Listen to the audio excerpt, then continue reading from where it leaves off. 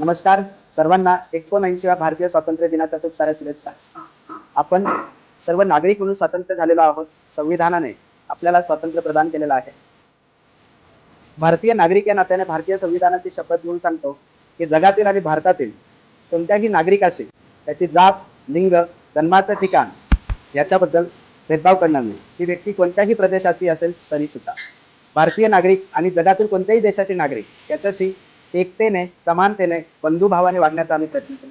असा संकल्प 2025च्या स्वातंत्र्य दिनाच्या निमित्ताने मी करतो. तुम्हा सर्वांना पुन्हा 79व्या स्वातंत्र्य दिनाच्या खूप साऱ्या शुभेच्छा.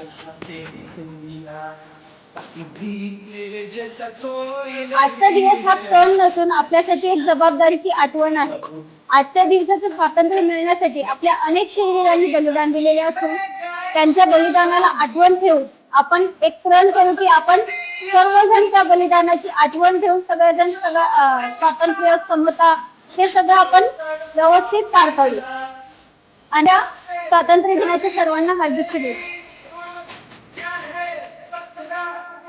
Happy Independence. On the occasion of the 79th Independence Day, we should remember the country, the unity and diversity. Freedom fighters, those who fight for our country, not fight for the particular caste, religion, culture, but they fight for the country. So, on this Independence Day, we should promise ourselves we should not fight on the basis of language, religion, and caste. Thank you.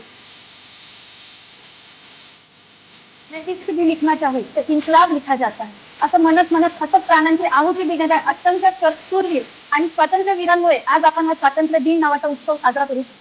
79th independence day म्हणजे हा फक्त एक केवळ उत्सव नसून ही जबाबदारी आहे आपल्यासाठी, आपल्या सर्वांसाठी, आपल्या स्वातंत्र्यवीरांकडनं आपल्याला मिळालेली, विरासत मध्ये मिळालेली, तिला पुढे चालवणं ही आपली कर्तव्य आहे. त्या कर्तव्याचं पालन करून हा संकल्प आज आपण करू. या स्वातंत्र्य दिनाला चिराई करूया.